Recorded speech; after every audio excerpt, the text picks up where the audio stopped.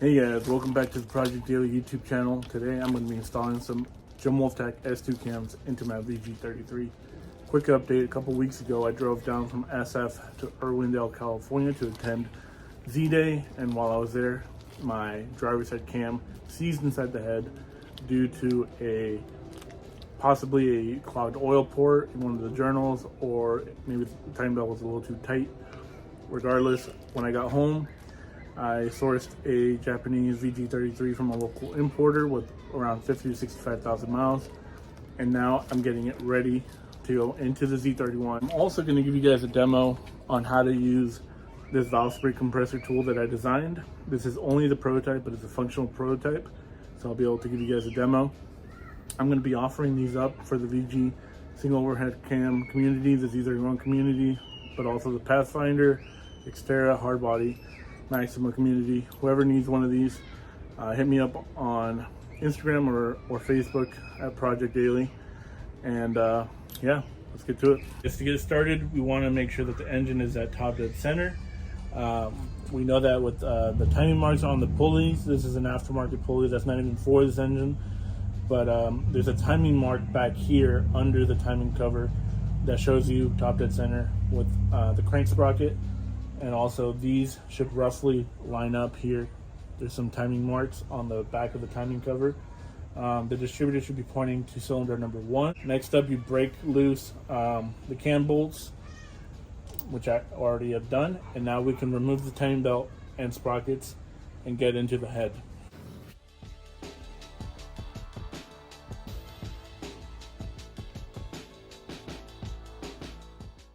Now, this might not be the right procedure, but I'm going to go and start loosening these up. About a quarter turn each to start with, and then go from there. I'm going to start in the center and kind of do like a cross pattern.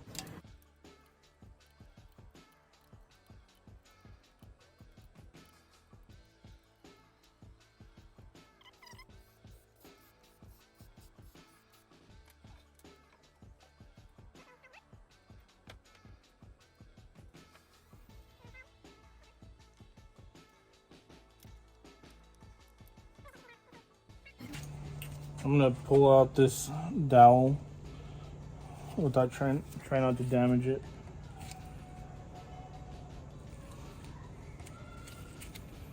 I'm gonna try a little bit of heat.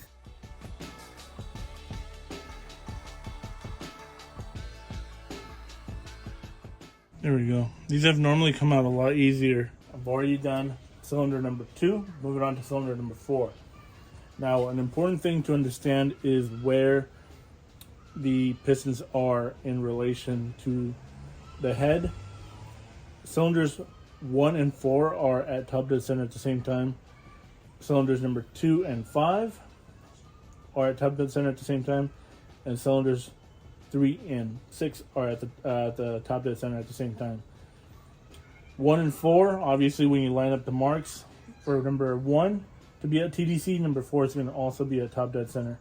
To get cylinders 2 and 5 to TDC, you need to rotate the crank 120 degrees clockwise.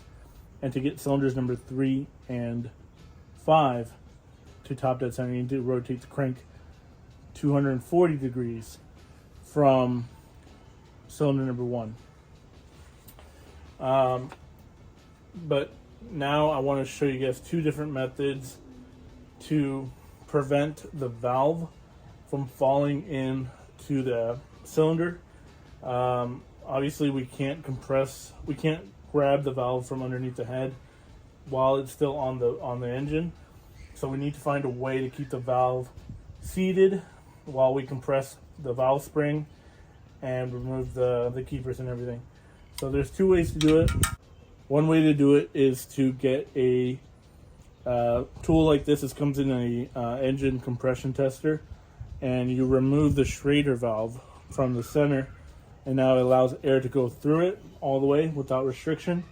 You thread this into your spark plug hole, and then you hook this up to compressed air at maybe 40 to 60 psi, just enough to hold the valve but not enough to actually rotate the crank. If you have too much pressure in there, it will actually turn the motor over. This method works really well if your valves don't leak or anything bad like that. But also, you do need a pretty large air compressor if you're going to take your time. I only have a 2-gallon that runs on Milwaukee battery, so this is not an ideal option for me. It's actually a little nerve-wracking using it because you're kind of on a timer until the air pressure drops, and so does the valve.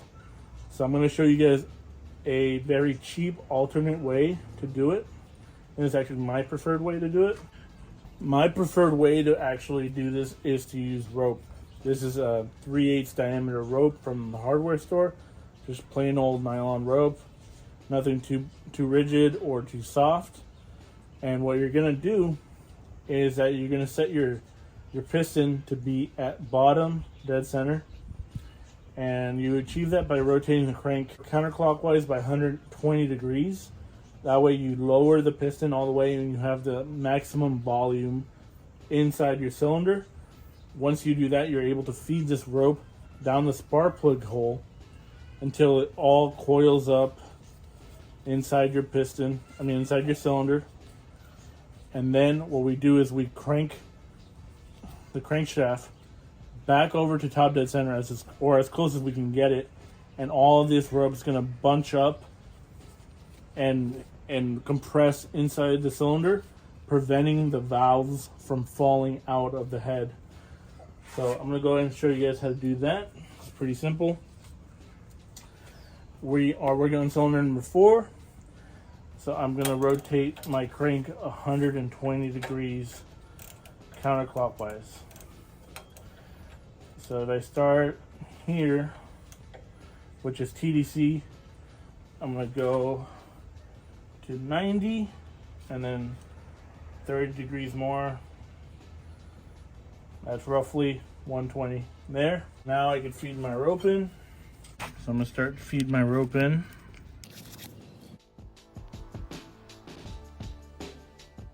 Cool, now that we have roughly 8 feet of rope inside the cylinder, we're gonna go ahead and crank this thing back up to top dead center.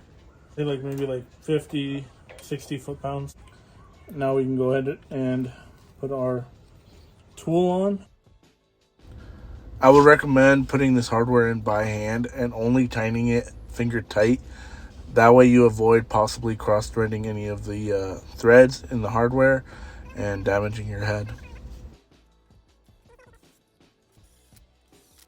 The wrench, start compressing it. And we can grab a magnet and grab our keepers. There we go. And we can release. With tension.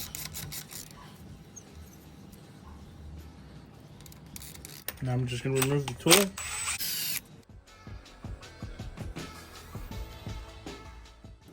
Now we can pull it off.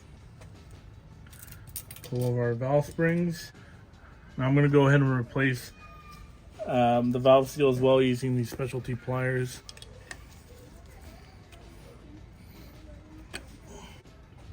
I'm going to grab a new valve seal, put a little bit of grease in there. And I'm going to go ahead and throw this plastic sleeve on to protect the seal from ripping.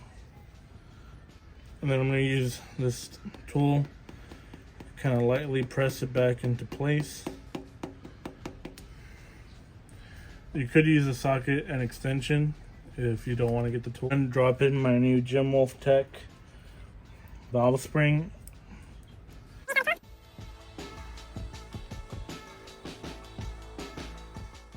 And one of the nice things about having a bearing here too is you prevent binding.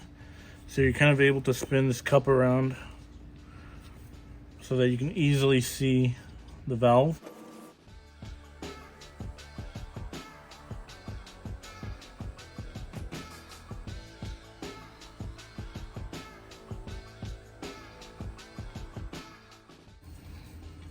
Just like that.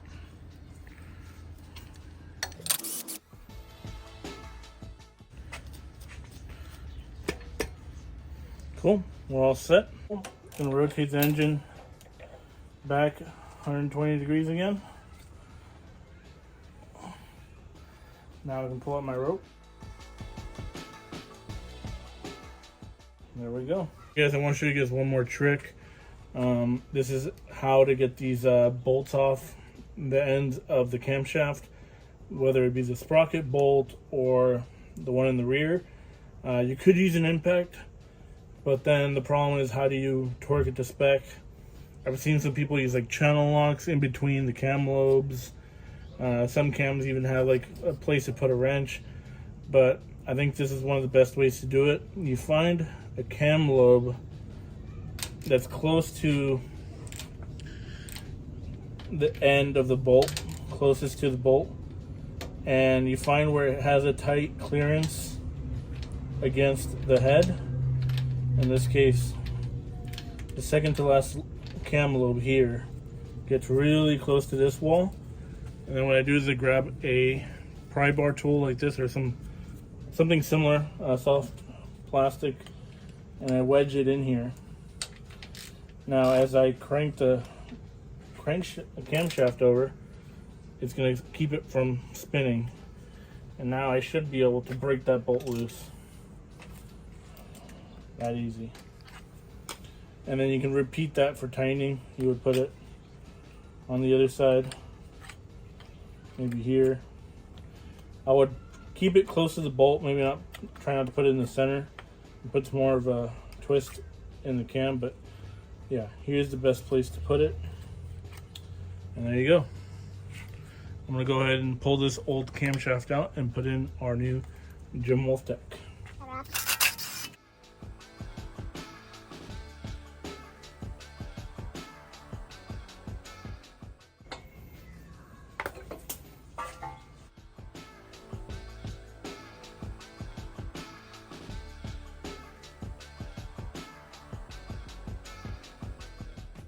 I got the new camshaft, wiped it down with some acetone, and I'm gonna go ahead and put some assembly lube on it.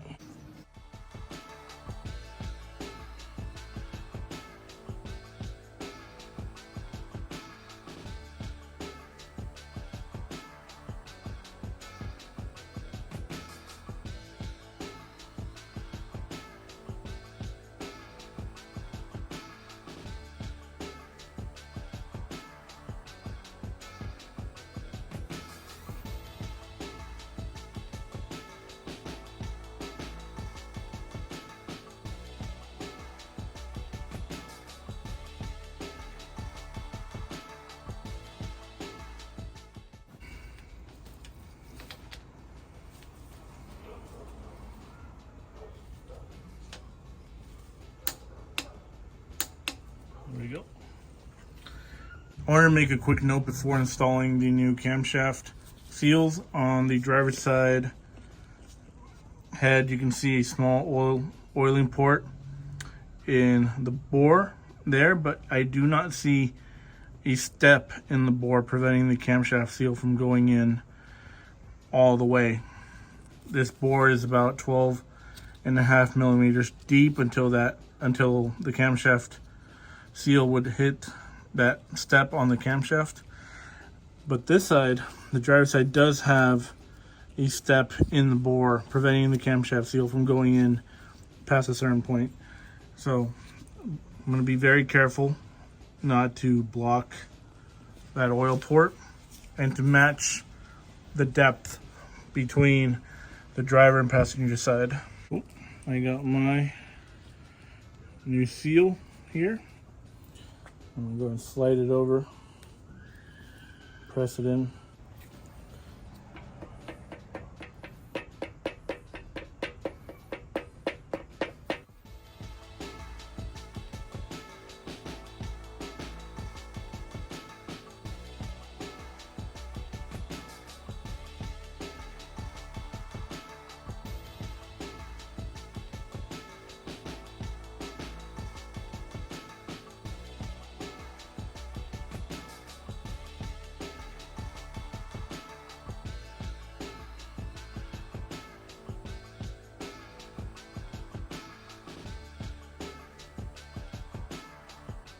I'm gonna go and tighten these up. I'm gonna go to 10 foot-pounds first.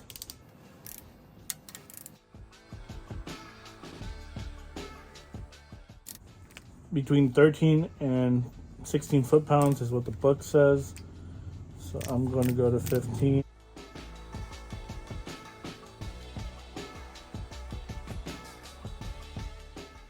There we go, guys. We're all said and done. Everything's good. We got the new camshafts. We got the new valve springs, new valve seals, and that was pretty easy. Took a little while, but it's not too bad. You could probably do this in about an hour and a half, depending on how fast you are. The tool worked out great. This is just a prototype tool. The new one will have, or the production model will have a few minor changes, mainly so you don't have to like push on it so much when you're putting in the new spring. This one needs like maybe another 1/4 inch of travel. And then I'm thinking I may not paint them because I don't want any of the paint chipping off and falling into your head. I'm also going to include hex head bolts or socket headed bolts. That way you're able to clear tight spots like near the head bolts. There's not a lot of room. So a regular hex head bolt or flanged bolt would not fit. But yeah, guys, if you want one of these, hit me up on Instagram or Facebook at Project Daily. And thank you for watching. Like and subscribe, and I'll see you on the next one.